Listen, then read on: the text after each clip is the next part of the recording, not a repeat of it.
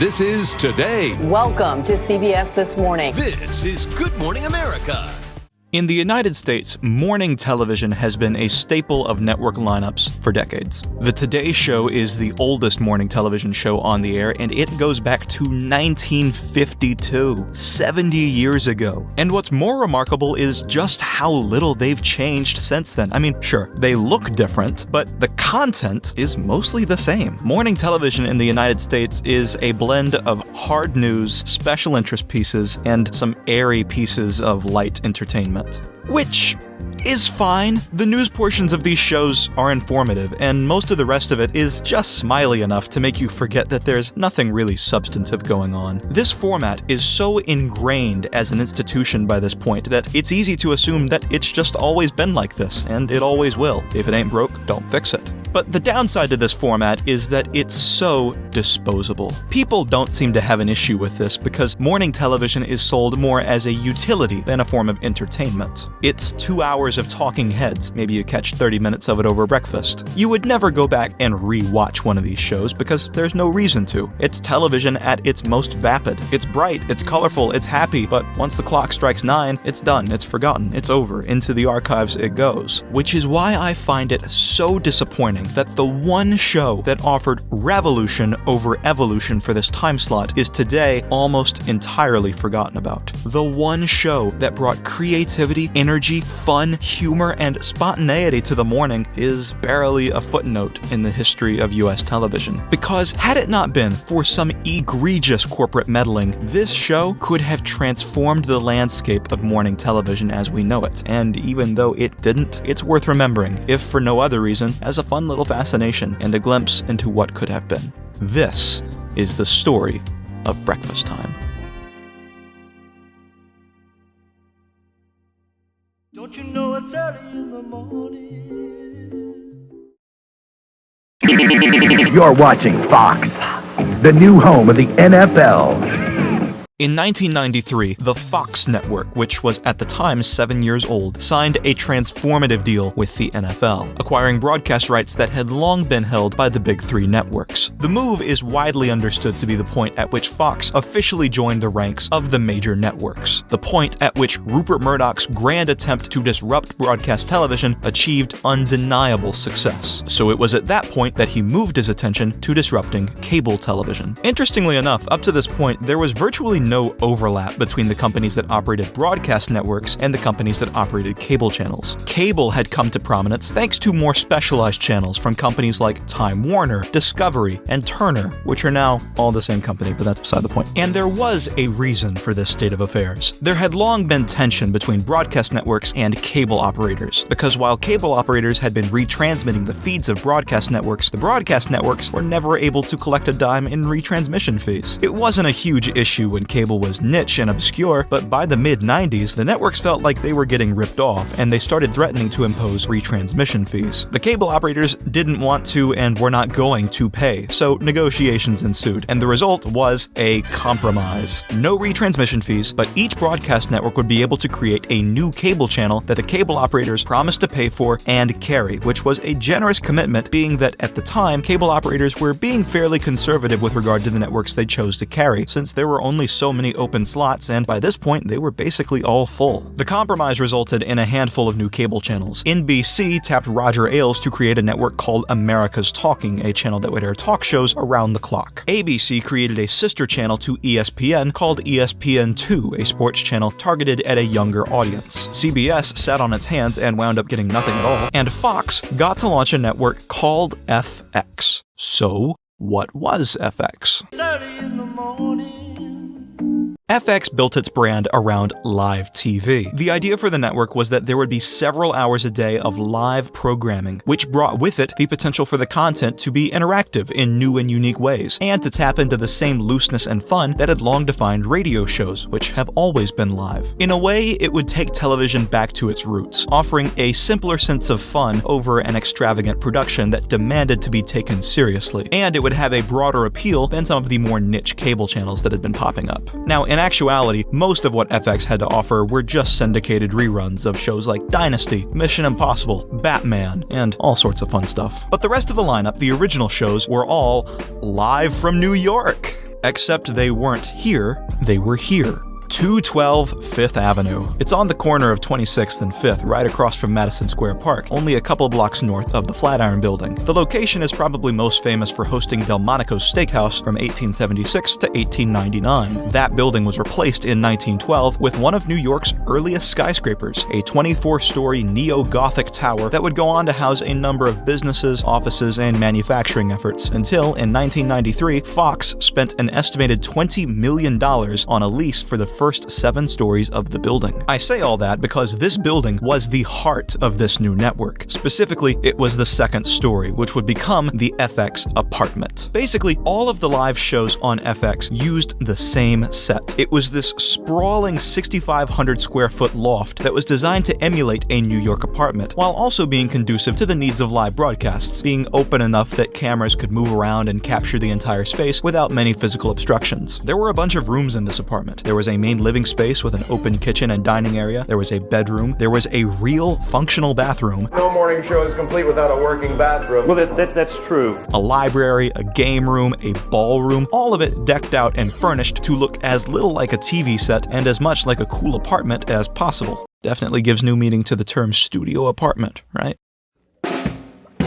It was definitely an unusual approach. Most shows have sets that look like this, with stationary cameras filming a fake set, but this was literally just an apartment designed for broadcast. If you just walked in and looked around, you might not have even known it was a TV set. And since there was no space for stationary cameras, the FX cameras were all mobile, with most shows having 3 or 4 camera operators that wandered around the apartment with the camera on their shoulder, picking up the action wherever it may be. This gave the production a feeling of mobility that really set these shows apart, but I'm getting ahead of myself. Most of the shows also relied on field reporters, which were referred to as road warriors. Different shows used them in different ways, but essentially it was a way for the shows to see people and go places outside the walls of the FX apartment. There were 6 original FX shows at the network's launch, and I know I promised to talk about the morning show, but when am I ever going to talk about the FX network again? There was a show called Personal FX, the collectible show. It was kind of like a live version of Antiques Roadshow, where random people would bring their collections of stuff to the FX apartment, and these 2 hosts would talk to them about it. At the same time, the road warriors would head out to people's homes to see collections from all over the country. Usually there were appraisers in the apartment to offer their appraisal of the collections on display. It was a pretty simple concept, and it was definitely a window into some unusual parts of the human condition. You have 4,000 pieces of Ronald Reagan memorabilia, and yet you're not a Republican. What happened? I'm a registered independent. There was also the Pet Department, a show billed as helping you find a pet, care for a pet, and enjoy a pet. Honestly, the more I looked into this show, the less there was to see. It's really just a show about pets. It actually reminds me of a low-budget public access show. Probably the least interesting show of the bunch, but at least one of the hosts is a dog. Under Scrutiny with Jane Wallace could reasonably be described as the first ever Fox News show.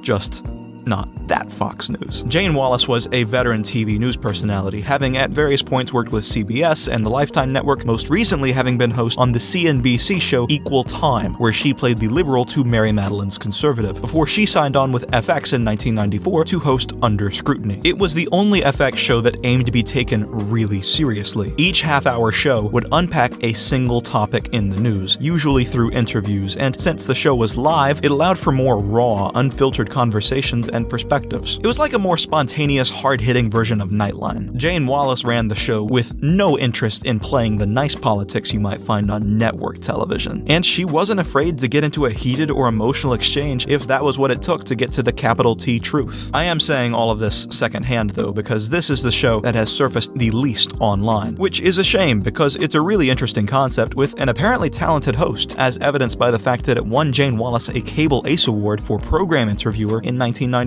Sound FX was the channel's attempt to get a piece of MTV's pie. It was a music-themed show that would bring in an artist or a band. Sometimes they would do a live performance, and then they'd sit down in the living room for a long-form interview. It was originally hosted by the trio of Karen Bryant, Matt Ostrom, and for a little while, Orlando Jones. There are laughs and fun moments, and the whole thing is a lot more relaxed and loose than what you might find on a radio station interview or a more generic talk show. It was a chance to see these artists just having a conversation, and you could even write or call in to speak with them directly since, hey, it was a live show and the internet exists now, so anything's possible. And the final show of the day was called Backchat, where host Jeff Probst, yes, Jeff Probst, would open viewer letters and emails and voicemails and respond to them. Most of the letters were about FX itself, with viewers sending feedback on the various shows and hosts, so it was really a chance for viewers to have some measurable voice about the programming they were watching. It's a really cool idea, and the nature of both the submissions and the responses gets at the environment of fun that FX had going in these early days. Of course, the apex of that fun is the reason I've gathered you all here today.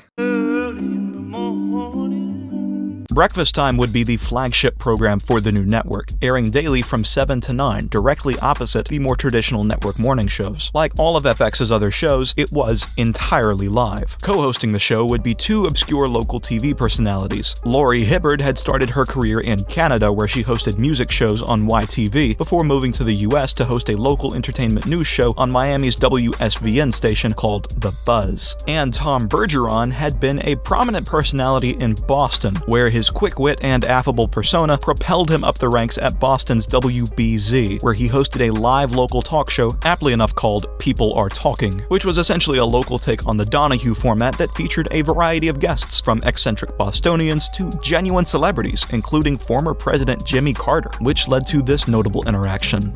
It is safe to say most polls indicate that you are more highly regarded than former President Reagan in the minds and hearts of the American people. Is there a part of you that says, yes? Yes.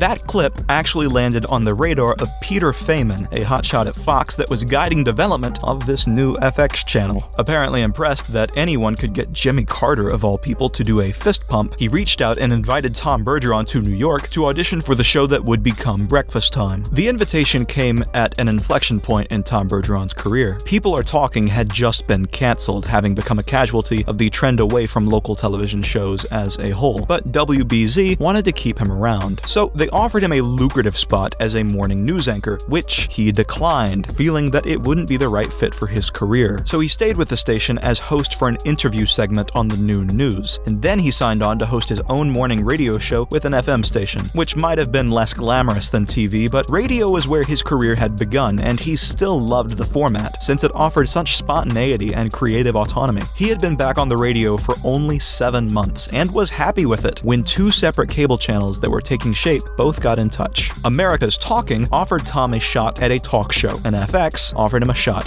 at a morning show. Right away, he had little interest in either offer. He met with Roger Ailes about the America's Talking offer, and he came away roundly unimpressed, and he declined the offer. He met with FX in New York a few days later, expecting to have the same reaction. But to his own surprise, he clicked with the show's producers, and the concept of freewheeling live morning TV really appealed to him. Peter Feynman pitched that this would be like televised radio, loose, improvisational, and alive. There is nothing like it on American television. It was the chance that Tom had been waiting for to really move his career forward and finally jump into a national gig. All of a sudden, he went from a skeptic to an enthusiast. He accepted the offer to join the show, he was able to get released from his radio contract, and he made the move to New York. In addition to the two co-hosts, there was Jim Cocott, the show's announcer, and Bob, who was a puppet.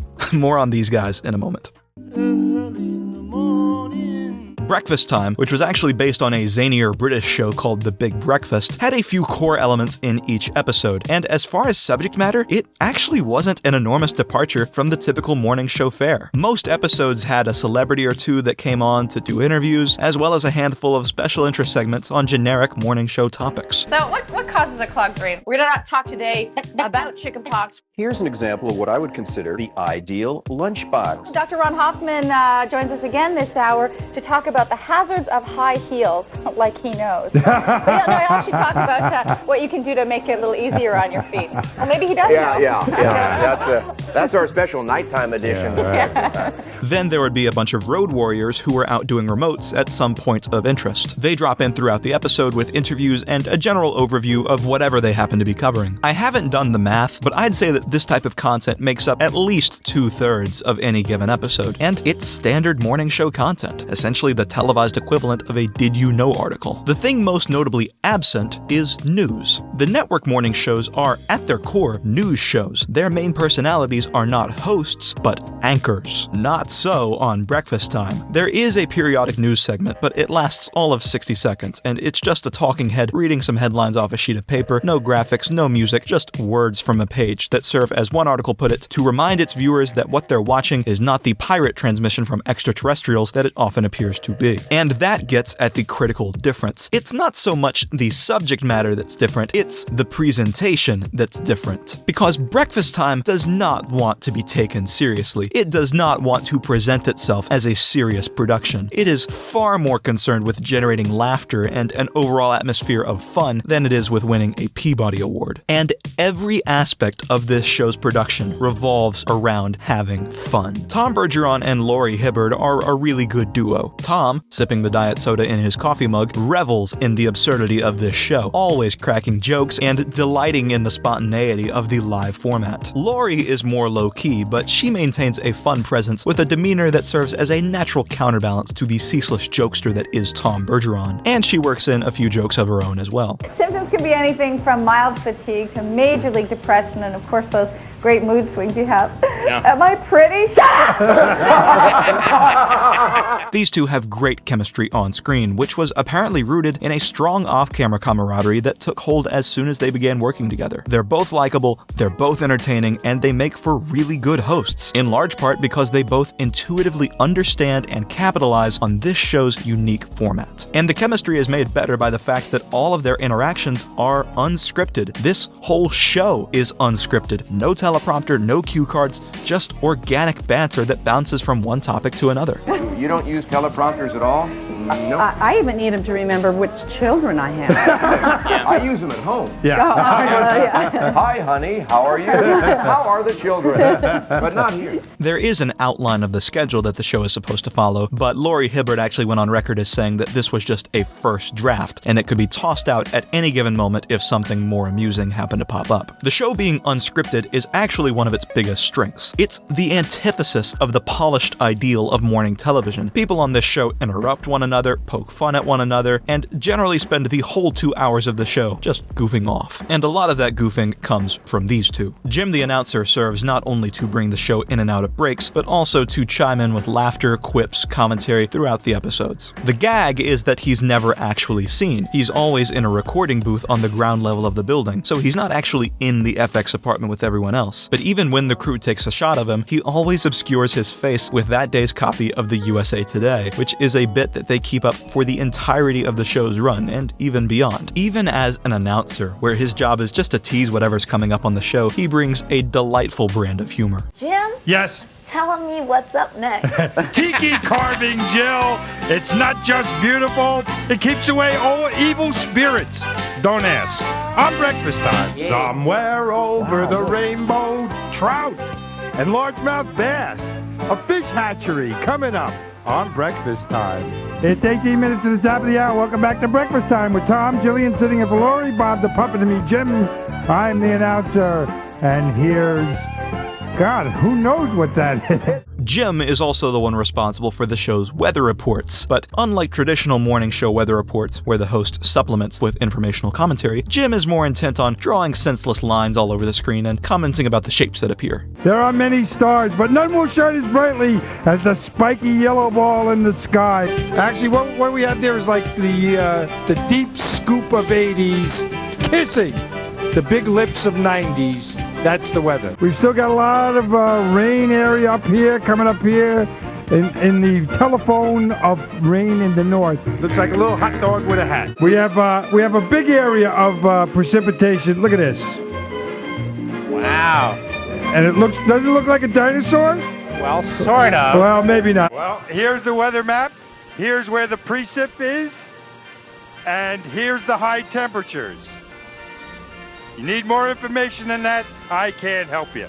That's the weather. And then, of course, there is Bob. Now, I'll destroy the illusion a little bit by saying that Bob is handled and portrayed by Al Rosenberg, who was a longtime personality on Shock Jock Radio, including Howard Stern and Don Imus. He's another funny guy, and Bob is a constant wisecracker. How are you doing, thespians? Yeah.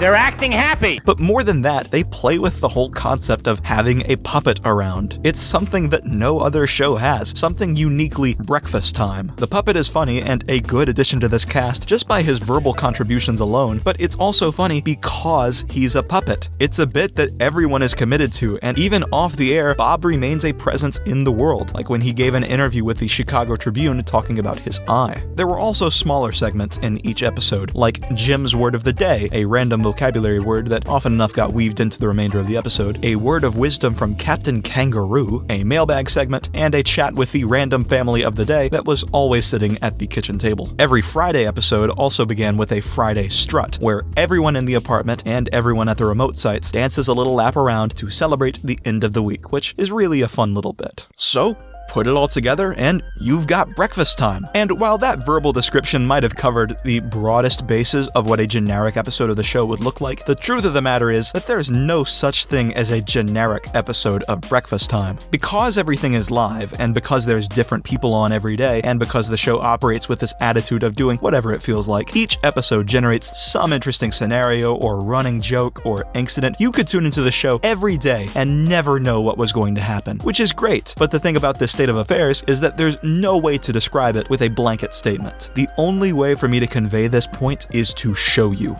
So, I watched through a bunch of Breakfast Time episodes. Surprisingly, the show is relatively well preserved. In fact, there's probably just as much, if not more, of this show online than there is of contemporary episodes of network morning shows. I got my hands on as much of this show as I could and watched through hours and hours of footage and grabbed clips that I feel like do a good job of summing up the energy of this show. But first, there's a bunch of small parts of the production that I want to draw your attention to. Every show opens like this.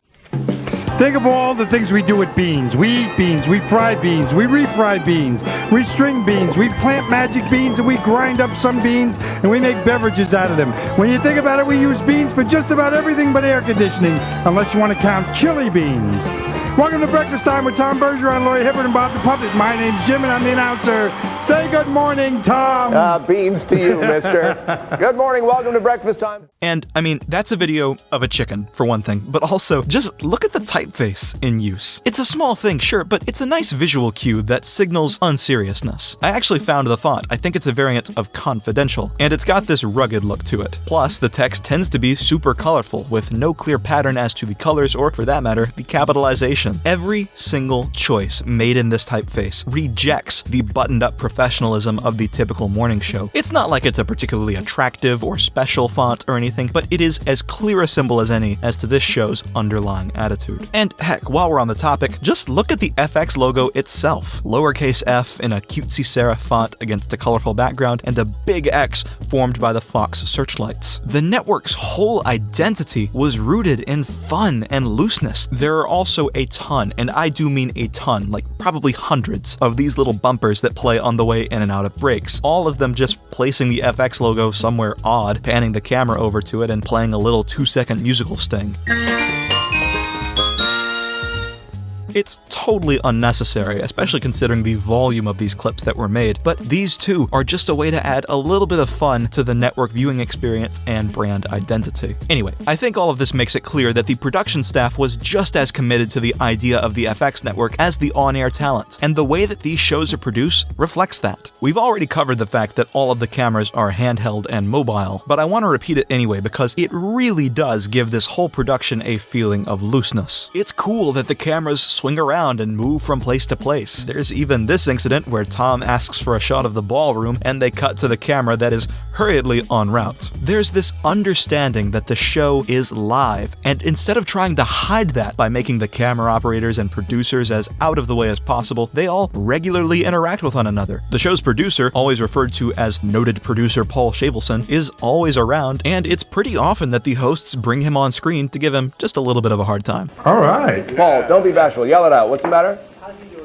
He's doing. Paul, you know what? You're obsessed with these cabinets. Nobody else cares about the cabinets. Ever since the first day he got me on, he's been talking to me about the cabinets. He's got a couple more minutes and it'll be done for you. You'll never have to worry about those Joe needs and anymore. our obsessive producer. Paul's more worried about this cabinet than Clinton's worried about his. Yeah, there you go. Yeah. Ow! Ow, ow, ow. And this one from Debbie McCarthy, Louisville, Kentucky. Please encourage noted producer Paul Shavelson to keep his vision. He uses that vision to pick those clothes out. So. On top of that, the production crew has fun with reaction shots, which is especially prominent during the remote segments, which can start to feel stagnant as they stay on a single camera for minutes on end, so the studio camera crew always keeps shots of onlookers in the apartment, which can sometimes add a little humor, like this clip during a remote at a nudist camp. You have children. How do your children react when they know that you go to nude recreation park? I think they're comfortable that I will be safe out here. If they do not, approve of it, they don't let me know that much about it. And while we're here, here's another clip from earlier in that segment. Yeah, I can't help but notice, Bob, that he's in a heavy coat and gloves. Yeah. So is this a real good season at Sun Meadow? No, it's not, Tom. It's indoor recreation season at Sun Meadow. Tom? Yes, Bob. It's either real cold or John feels real threatened. I'm not quite as secure as these people. Just in deference to any concern that you might have watching, this will be shot in a tasteful manner, but then again, it's live television. Yeah, like everything we do. Yeah. That's right. So that's coming up, and in the second hour of the show. All right, so most of it will be shot in a tasteful manner. Another thing I want to note are the lower thirds that appear throughout the broadcast, both for their style but also their content. Everything is written in this wry little way, which conveys the necessary information, usually either describing who a person is or what type of activity they're involved in, but it does so in this slightly unusual way that, again, contributes to the overall tone of the show. There's also this moment, which for some reason I found really amusing. I smell a real good segment coming up later. Jillian, what else is happening? Pluto's a moose. Learn how you can write a soap opera that millions of people could follow every day when we come back live on Breakfast Time. One of the other really cool parts about this being a live dynamic production is that things do go wrong. In fact, a lot of the funniest moments of this show are, on some level, the results of things not going exactly as planned. In the handful of episodes I watched, there was a segment that got interrupted by snowballs. For plants that you're going to be planting in the spring, do not stop it!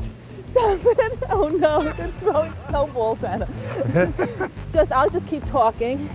And then you can, they get too warm in the house so that you want to put them outdoors where they'll just get a little bit mad.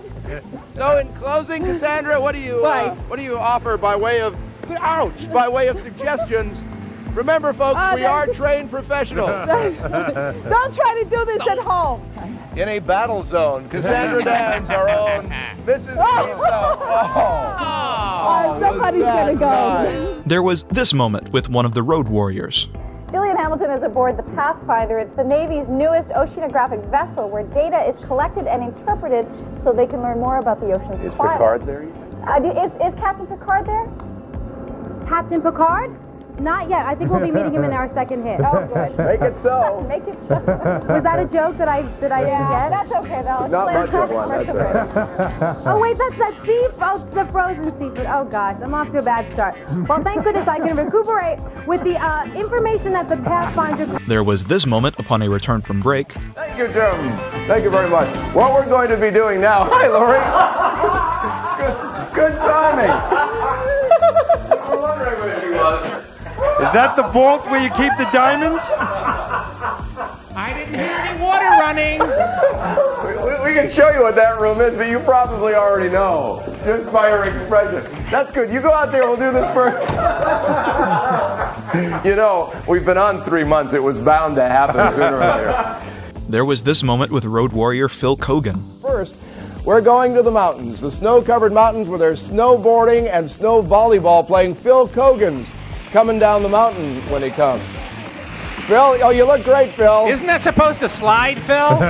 Yeah, well, that's what I'm working on. I don't know how to steer these things. You could have walked down.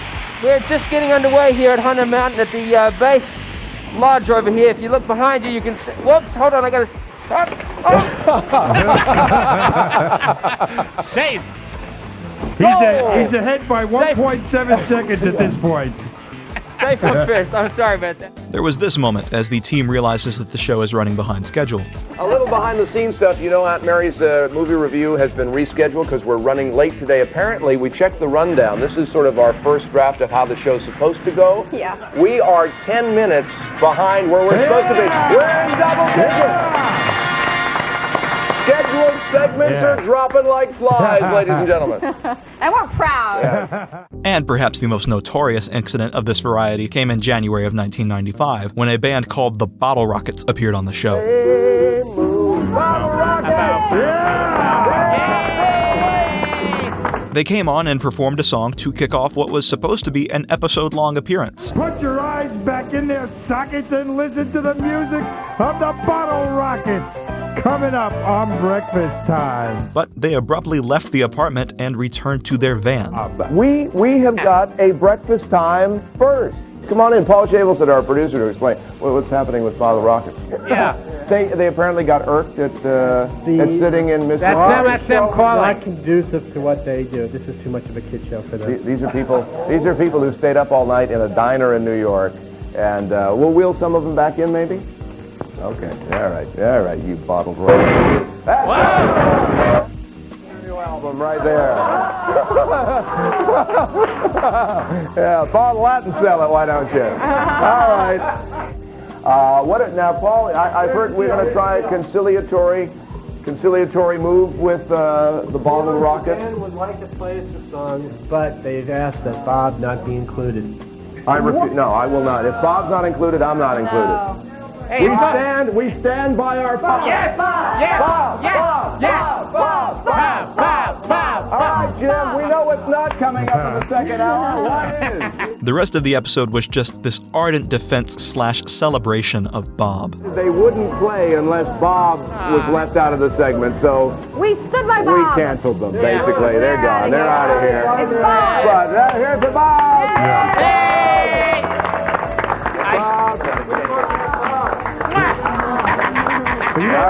Welcome back to Breakfast Time with Tom, Jillian sitting in for Laurie, Bob the Puppet, and me, Jim. I'm the announcer. And we just received them. Yeah. Stand by your Bob. And Mayor Giuliani of New York City has weighed in on our most recent controversy. And over over City Hall in New York City, they are now flying a new flag. You should mention what that is. Fans sent in emails and faxes voicing their support for the puppet. By the way, yes, Bob? those of you who are sending these faxes and stuff, and nothing eases a broken heart more than cash. And Dennis DeYoung, who appears out of nowhere, joins in solidarity and even sings a small duet with Bob. Bob. Are you ready, Bob? A little something from Jesus Christ Superstar. Oh, yeah. Jesus Christ, superstar, who in the heck do you think you are? Dennis DeYoung and Bob, ladies and gentlemen. Yes. I can't stress this enough. Shows that want to be taken seriously do everything in their power to prevent mistakes and disputes like this from hitting the air. They get edited out, they get refilmed. These shows will do anything to hide incompetence, to make the viewing experience completely flawless, completely predictable, completely bland. But Breakfast Time, being live every day with a team that not only allowed goofs, but embraced goofs, is a refreshing take on the morning show format. There is enough seriousness in the world. Maybe it would be better to watch something that was more interested in making you laugh, something to distract you from the seriousness of the world rather than immersing you in it. Not that there's anything wrong with news-based shows if that's your thing, but there just wasn't any other alternative. There really wasn't anything like Breakfast Time on TV. Really, on what other show would you find an environment like this? An environment where the production designer shows up and begins replacing all the furniture in the middle of an episode? Well, the furniture is being taken out. Take us through the apartment, Chris, as time allows, and tell us which influences led you to design each room as you did. Okay. All right. Now would be good, Chris. Oh, we're going to have a little bit of a different look. This will be your sofa. now. It's the same color value, but we're doing a little... Lovely. An environment that lets Rob Schneider give an interview while taking an actual shower. What will prove to be the most unique interview I've ever done on Breakfast Time. I'd like to welcome Rob Schneider. Yeah! He's really naked. Let me just say that. Maybe, you know what? You know? You have a very successful show. Let's try to keep it on the air. Good plan. Good. Nice eye contact, Laurie. Yes. Not very many people. Bob? I'm just helping. All right. An environment that brings Richard Simmons on for what genuinely might be the most spastic hour of television I have ever seen. Good morning, America! That's the other show! But can't we live in America? This is so beautiful on you. Just hold me, Richard. You were thrown out of the Sistine Chapel recently. Watch your hair, by the way. Why? There's a... No one told me. So, the Sistine Chapel, you're thrown out. I like to step You'll never get You know what? It's just a little too high to do this. The road to success has many tempting parking places. I love him. I love him. You can keep that Antonio Padero, whatever his name is. You can have Gandhi take a room. There he is. He's already nodded off, I think. The battery ran down. Come back! Come back, Captain! Come back! Come back!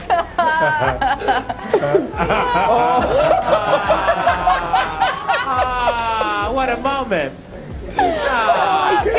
Okay, I think we gotta go to break here. Actually, the Richard Simmons segment, and also the Dennis DeYoung segment from earlier, gets at a neat thing about this show, which is that the celebrities, who are there mainly to do interviews, pretty often just tend to stick around the apartment and weigh in on all the other segments that are going on. I have barely scratched the surface here. There are so many unique, entertaining, notable moments that I just can't fit them all here. Moments that I will remind you came from some random experimental basic cable morning show. And sure, I'll grant that the show isn't always exciting 100% of the time. Some of the remotes or the special interest segments can run a little long, especially if the subject matter isn't that interesting to begin with, but that's the case with any show like this. And on the whole, Breakfast Time maintains a level of intrigue just by coasting on the likability of its cast and the liveliness of its presentation. And that means that when the subject matter is interesting, it's a really enjoyable viewing experience. And I imagine it would have been even better to watch it live. Critics were mostly receptive of the show. While a few publications like Variety and Wired Magazine took a dim view of the show, most reviews resembled that of the LA Times, which described the show as masterfully choreographed chaos, 2 hours of grand nonsense directed at viewers who roll out of bed hungering for fun, not headlines. Newsweek also took to the show, saying that it was possibly the future of television. You get all the basic morning show food groups, but with a Letterman-esque flavor. The packaging is pure fun. And it wasn't just critics. This show amassed a seriously devoted cult following. You can find all sorts of people posting in the years after the show talking about how much they miss it, how they watched it every day, how they wish it was still on the air, and in the case of one dedicated enthusiast, an entire webpage documenting the network that has delightfully been preserved in all of its original early internet glory. The show highlighted fan letters with the mailbag segments, and the most committed fans got a spot at the apartment's kitchen table, and it's clear that this show had a solid fan base. Rumor even had it that Breakfast Time tapes were popular in the corporate offices of morning show competitor NBC, because the show was just that good. But while those who watched the show loved the show, there just weren't many people watching the show in the first place. The show never found a very large audience, and no amount of audience enthusiasm will translate into profitability from ad sales. Now, the rating situation wasn't entirely Breakfast Time's fault. FX, being a new cable channel, didn't reach mass adoption for many years, so while Breakfast Time was on, especially in its early days, the channel was only available in about 20 million households. In fact, FX wasn't even carried in its home city of New York, which did not change until 2001. Another issue lied in the nature of it being a live show that aired early in the morning. If your show comes on at 7 a.m. in the East, that means you're coming on at 6 a.m. in the middle of the country and 4 a.m. on the West Coast. So your options are either to air live in both time zones or to air the West Coast broadcast on a tape delay so that it too comes on at 7 a.m., just not live. Originally, FX opted opted for the latter. FX was live in the East at 7 a.m. Eastern and ran in the West at 7 a.m. Pacific. However, after a little over a year on the air, they decided to switch to airing live on both coasts. By the way, Richard was saying, how come it's so dark here? Well, as we air live here on the East Coast, it is about 4:27 there. But, well, let's call everyone there and wake them up. well, here's the good thing. Starting September 4th, Breakfast Time will be live across the country in one fell swoop. We'll be on at 10 o'clock Eastern. And that means... Oh, my God. Thank you. So that means next time you're here and we're seeing somebody on the West Coast, it'll be in daylight. It will. Yes. Daylight. Aren't you happy about that now? I am thrilled. Yeah. Have some more vinegar. Laurie? I couldn't find any indicator that this had a measurable effect on ratings, but I do think that 10 a.m. is a different audience. At 10 a.m., you're not competing with Good Morning America or The Today Show. You're competing with the shows that come on afterward, which were usually syndicated shows, talk shows, game shows, or maybe local programming, not to mention everything else on cable. It's not that Breakfast Time isn't a worthy competitor to these shows, but it doesn't carry the same weight as it would have as a direct counter to these serious morning shows. Airing at 10 a.m. means that most of your potential audience in the East is at work, or at school, or busy with their day-to-day lives. I mean, the show is literally called Breakfast Time, and now it comes on at 10 o'clock, which is categorically not breakfast time. Really, it should be called After Breakfast, or something like that. So, alright, whatever. We've got this show, the critics love it, the fans love it, and our main bottleneck is just that we're on some nascent cable channel that most of the country doesn't pick up. This show could be a home run hit if only the company that owned FX had some other platform that could be viewed by a wider audience, some other channel that could bring the show to the masses. Well, too bad we don't have anything like that. Oh wait, we do.